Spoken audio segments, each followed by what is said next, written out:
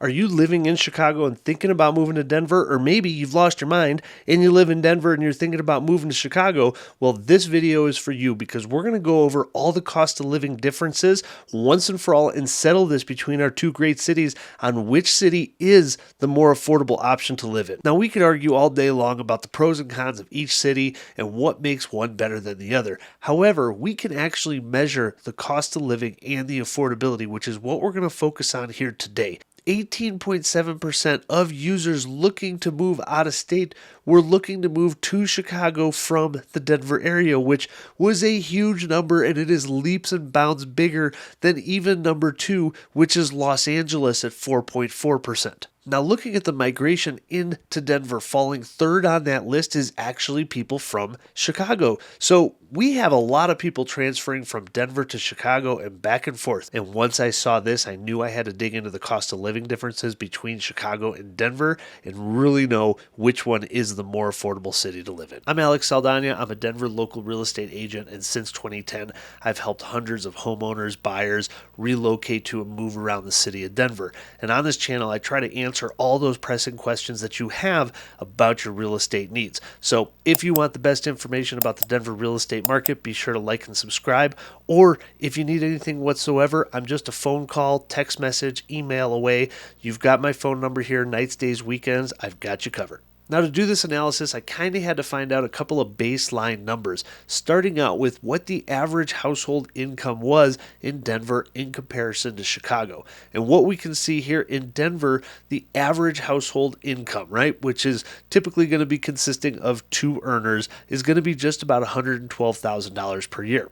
Where in Chicago, it looks like for that same average household income is just around $100,000 a year. So about a 10% difference. Doesn't seem that massive right out of the gate. Now, I figured the best place to start was going to be in housing because, let's be real, that's our biggest expense. So I had to do a little finagling here to get the calculator to work right, but I wanted to see how much house we could afford in Denver on the average household income with a standard 20% down. Now, that's not the lowest amount you need to put down on a house, but just for argument's sake, I wanted to compare apples to apples. So I went in and pulled up my calculator here and put in at $112,000 of an annual income with a down payment $112,000, assuming we had no other monthly debts on a 30-year loan at 6.75% interest rate today, with property taxes at about 0.5% and calculating in homeowners insurance of about $2,400 a year. We can afford a home up to $563,000 or just over $3,300 a month.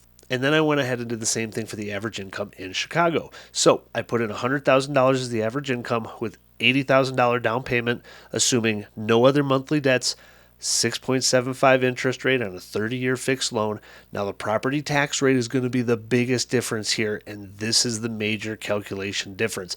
Average property taxes in Cook County, Illinois is 2.2% of the assessed property value, assuming $2,400 a year in homeowners insurance, and this kicked out the number saying we can afford a house up to $400,000 or a $3,000 a month payment. Okay, so now we know what we can afford based on the average incomes between Denver and Chicago, but what can that actually buy you in these two cities? Now, just taking a look at some properties here, I know it's going to be really subjective based on location specifically, but just based on the average price, looking around Denver, this is what we have. And we can look in the northwest part of the city of Denver. It's something like this house near Berkeley for $575,000, and it's a smaller 2-bedroom, 1-bath, 1,200 square foot house built in the early 1900s, but it's been recently updated. And then we can take a look more in eastern Denver, more in Montclair, which is a great neighborhood, and we've got this 2-bedroom, 1-bath house, 760 square feet, so on the smaller side,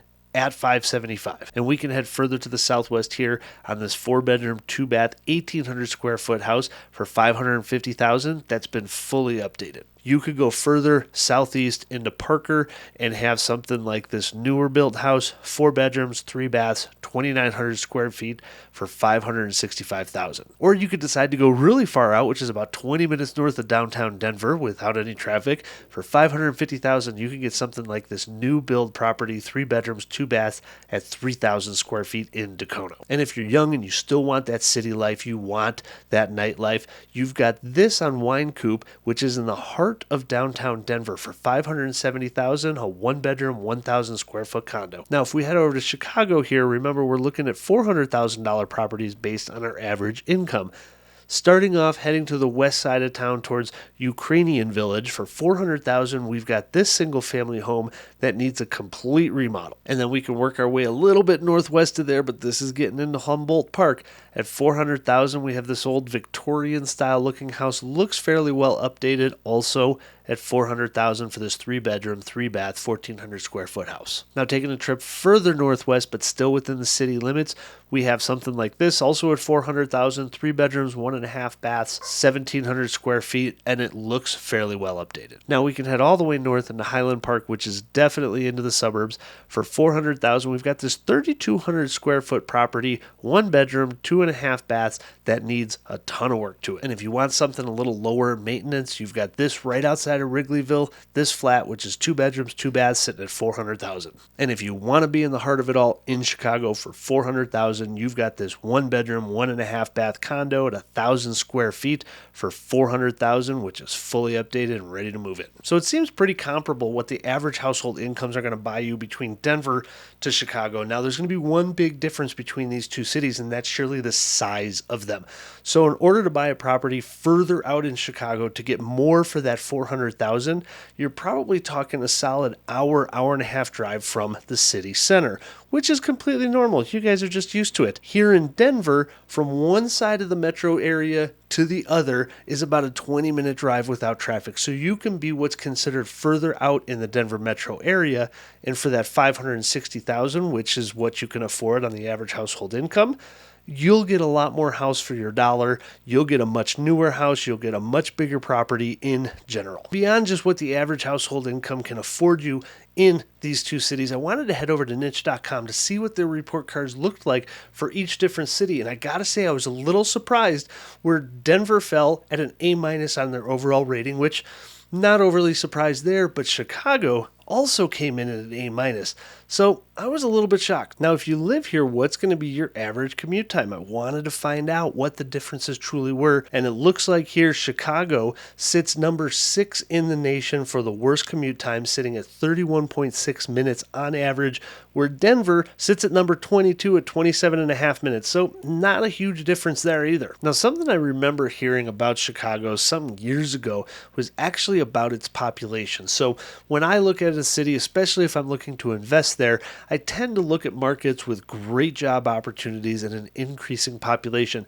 And I remember hearing this stat, and so I was able to finally look it up and find out that the city of Chicago basically, since the 90s, has had a flat or declining population overall. Now, if we head over to Denver's population, we can see in the 90s, our population was about 425,000 people, and it's now increased to about 711,000 people as of 2021. So we are steadily rising in our population. Our job growth is continuing to rise. Therefore, our real estate prices are continuing to rise, which led me into the next thing, which was our appreciation growth. If you invested today in the Denver market versus the Chicago market in 10, 15, 20 years, what is that investment going to look like for you? And what is your return on investment going to be for purchasing a home? So now I would think that population and real estate prices go hand in hand together, but I wanted to see what the real numbers were. So I decided to go back. In January of 2000 in Chicago, Illinois, the average real estate price was $169,000. Now, fast forwarding to 2020, 20 years later, the average price in Chicago, Illinois was $245,000. That's a 45% increase. So not too shabby, but what you can see here is they never actually got over their 2008 pricing yet on average, which was about $270,000. So they're still below what the 2008 prices were. Now, heading over to Denver, back in 2000, the average price here in Denver was $194,000. Fast forward to 2020, $458,000 was the average price. That's a 136% increase in price. It's now time to settle this once and for all on the cost of living between Denver and Chicago. And I put hours of research into this, looking up all these stats, and wouldn't you know it, I came across a handy dandy little website called Forbes, and it actually has a cost of living calculator. And I will put the link in the description below for you to play with because it just literally could have saved me 4 hours of research. But if you go in and you plug in what your average income is, so let's say in this case Denver at $112,000, and you put in the city you're moving to, in this case Chicago, it states that Chicago, Illinois is 8% more expensive to live in than Denver. So if you made $112,000 in Denver, the equivalent in Chicago would actually be $122,000. Now what this does is it actually breaks it down in a really neat way. So it gives you the summary and stating that transportation tends to cost 24% higher in Chicago, homes tend to cost 12% higher, the cost of living is 8% higher on average, and utilities cost 12% higher. But then it breaks it down even further. So we can look at this housing cost, and we can see that the homes on average in Chicago are actually cheaper by 13.5%. But when you calculate in the other types of housings, being apartment rent, look at how much higher Chicago is in comparison to Denver. It's 36 more expensive to rent in Chicago than it is in Denver. I was actually kind of fascinated by that. Total energy costs are going to be 12.5% higher. Phone bills are going to be about 8% higher. Now, transportation back in Chicago is going to be 24% higher on average, with gas being 14% higher. Then you can break down healthcare. On average is also going to be 14% higher in Chicago. It was just really neat to see the differences in the breakdown between all the typical expenses that we have that we really don't tend to calculate from city to city as being more or less. They're just expenses to us. But as you can see, there's several expenses that are quite a bit higher from city to city. But I would say overall, if you're into that outdoors lifestyle, I mean, the foothills, the mountains are 15 to 20 minutes from us here in Denver. We're an hour and a half to some world-class skiing. Our cost of living is not nearly as out of control as what people think it is, because you have to take a lot of things into consideration. And if you have any more detailed questions, once again, feel free, reach out nights, days, weekends. I'm just a phone call, text message, email away. And in the meantime, I'm going to invite you, in case you don't live here in Denver, to watch this video here on the 15 reasons why Denver might not be the best city for you.